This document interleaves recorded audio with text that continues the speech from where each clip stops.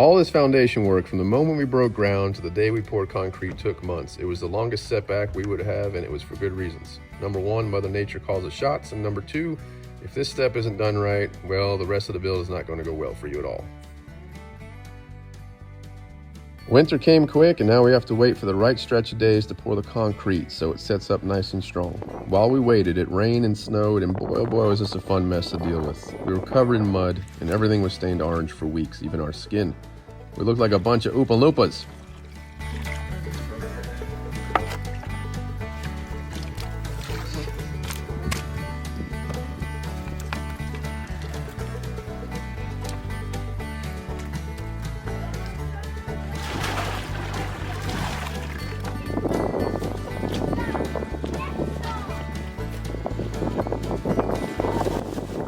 If you pay attention, you learn a lot as you go along building. I quickly realized a drain all the way around the foundation was going to be a great idea. So we started digging a ditch to lay the pipe so any standing water would drain downhill and away from the foundation.